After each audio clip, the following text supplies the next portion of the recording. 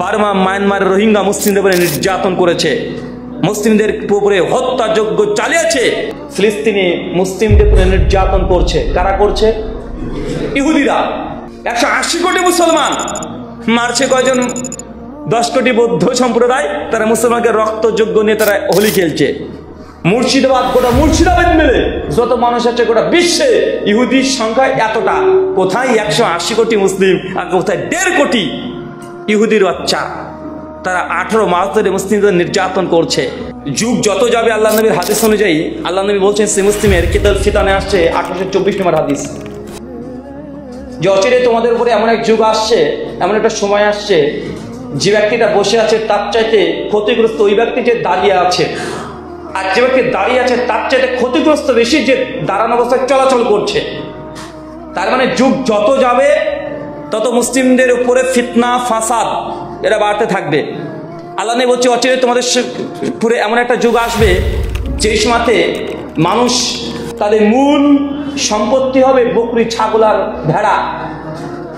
মানে দিনের পরে টিকে থেকে এতটা মজবুত হবে, এত কঠিন কষ্টদায়ক হবে। আল্লাহ নবী তখন বলছেন, যখন তোমাদের উপরে তরবারিতে আঘাত করতে আসবে, তখন তোমরা আদমের 2 সন্তান হাবিল আর কাবিল, তাদের মধ্যে দ্বিতীয় সন্তানের মতো হবে। মানে তুমি হত্যা করো না, তুমি হত্যা হয়ে যাও। মানে ফিতনা এত দিক থেকে ঘিরে চলে আসবে। শুনেন, আবু দাউদ কিতাব ফিতান হাদিস 4299। আল্লাহ নবী বলছেন, সাওবান রাদিয়াল্লাহু আনহু থেকে হাদিসটা দেওয়া হচ্ছে সেই সনদে, যে অচিরে আমার উম্মতের উপরে গোটা বিশ্বের বেধর্মীরা এমনভাবে ঝাঁপিয়ে পড়বে যেভাবে ক্ষুধার্ত একটা প্রাণী, বাঘ, সিংহ, ক্ষুধার্ত সিংহ, বাঘ খাবার দেখলে যেভাবে ঝাঁপিয়ে পড়ে, সেইভাবে আমার উম্মতের উপরে ঝাঁপিয়ে পড়বে। চিন্তা করতে পারছেন? একটা সিংহ যদি 1 মাস 1.5 মাস না খেতে পায়, আর যদি মাংসের একটা টুকরা পায়, কিভাবে ঝাঁপিয়ে পড়বে ওটাকে কল্পনা করেন। নবী মিসাল দিয়ে বলছেন, আমার এই উম্মতের ওপরেও বিজাতিরা, মানে পৃথিবীর যত বেধর্মীরা আছে, তারা আমার উম্মতের উপরে ঝাঁপিয়ে পড়বে ওইভাবেই যেইভাবে ক্ষুধার্ত বাঘ, ক্ষুধার্ত প্রাণী খাবার দেখলে ঝাঁপিয়ে পড়ে। সাহাবীরা বলছে, ইয়া রাসূলুল্লাহ, সেই সময় মুসলিমরা কি সংখ্যায় কম থাকবো? আল্লাহ বলছে, না, মোটেও সেই সময় আমার উম্মত কম থাকবে না। সাহাবীরা, ওয়া ইয়া রাসূলুল্লাহ, সেই সময় যদি কম না থাকি তাহলে আমাদের উপরে ঝাঁপিয়ে পড়বে ওটা বিশ্বের অমুসলিমরা, বিজাতিরা। আল্লাহ নবী বলছেন, সেই সময় আমার অনুসারী উম্মাহ তার এত পরিমাণে হবে যে গুনতে পারবে না, কিন্তু তারা হবে স্রোতের আবর্জনার মতো। স্রোত যেদিকে যায় ওইদিকে তারা ভাসবে। তো উম্মত এখন কোন দিকে ভাসে? ওই উম্মতকে দেখলে বোঝা যায় যে এরা মুসলমান। রাস্তাতে চললে তো কাকে সালাম দেবো, কাকে সালাম দেবো না বোঝারই উপায় নাই। ও মুসলমান না খ্রিস্টান তাই বোঝা যায় না। ওকে ফোন করছে, দেখছে কোনো একটা হিন্দু দাদা, মানে ওনার দোকানের দেখছে মালিক ফোন করছে, দাদা নমস্কার, কেমন আছেন? ও যে নমস্কার দাদা, কেমন আছেন বলেন। মানে ভাতৃত্ব দেখাচ্ছে নমস্কার দিয়ে, আছে না নাই কথা বলেন। তো এটা যে উম্মত আপনি বুঝবেন কিভাবে? ও দাড়ি মুছ বাদ দেন, মানে তাদের প্রত্যেক কৃষ্টি কালচার মুশরিকদের সঙ্গে মিলে গেছে কি যায় না? সেই লোকের একাধিক হাদিস কিতাবে ফিতান করে পড়ে দেখবেন 3066 নম্বর হাদিসের পর থেকে ইমাম বুখারী পরপর হাদিসগুলো নকল করেছে যে আমার উম্মতের মধ্যে একটা পর্যায়ের সময় আসবে যে আমার উম্মাহ মূর্তি পূজারীদের মতো মূর্তি পূজাতেও তারা শামিল হয়ে যাবে। সুনান আবু দাউদ কিতাব ফিতান হাদিস 4597। আল্লাহ বলছেন, বনী ইসরাইল যেমন বিভক্ত হয়েছে 72টি দলে, আমার উম্মাহ বিভক্ত হবে 73টি দলে। আর আমার উম্মতের মধ্যে এমন একটা জামাত থাকবে, একটা দল থাকবে, যারা ইহুদি খ্রিস্টানকে এমনভাবে অনুকরণ করবে, যদি ইহুদি খ্রিস্টান নিজের মায়ের সঙ্গে জেনা করাকে জায়েজ মনে করে, তারাও সেই কাজকে তারা নৈতিকই মনে করবে। ইহুদি খ্রিস্টান যদি বাম পায়ের জুতো ডান পায়ে পড়ে, তারাও আমার উম্মাহ বাম পায়ের জুতোকে ডান পায়ে পড়বে। এখন আমার উম্মত আছে না? এমন কথা বলেন। এই উম্মতকে চেনা যায়? এরা মুসলমান না খ্রিস্টান? এরা ইহুদি না নাস্তিক? মুসলমানের সন্তান আজকে কোনো চিহ্নই পাওয়া যাচ্ছে না। তখন বলেন তো কিভাবে এই করবেন?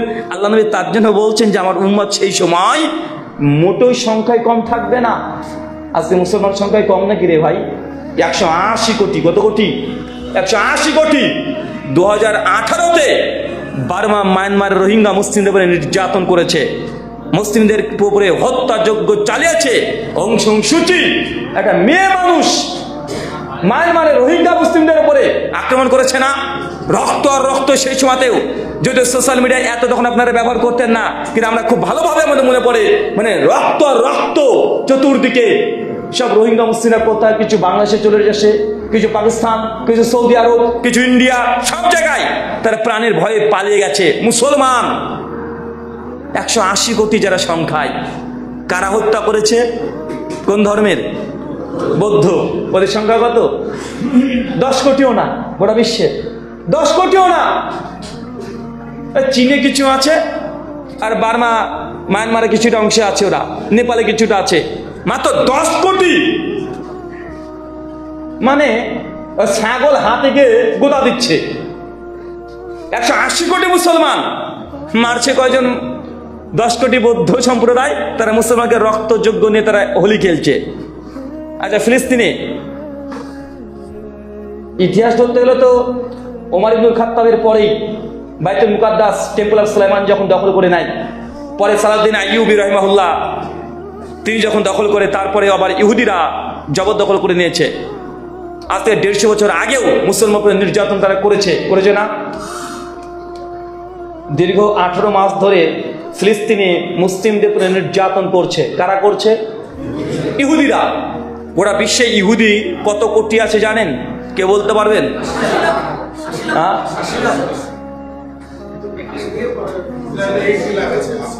ইসরায়েলে আছে 80 লাখ। গোটা বিশ্বে ইহুদি কত আছে? জুস 1,50,00,000। মানে গোটা বিশ্বে ইহুদিদের পরিসংখ্যান মাত্র 1.5 কোটি। 1.5 কোটি মানে বুঝেন, মানে আমাদের কলকাতা শহরে, মানে আমাদের মুর্শিদাবাদের যতগুলো মানুষ আছে, মুর্শিদাবাদ, গোটা মুর্শিদাবাদ মিলে যত মানুষ আছে গোটা বিশ্বে ইহুদির সংখ্যা এতটা। কোথায় 180 কোটি মুসলিম, আর কোথায় 1.5 কোটি ইহুদির বাচ্চা। তারা 18 মাস ধরে মুসলিমদের নির্যাতন করছে।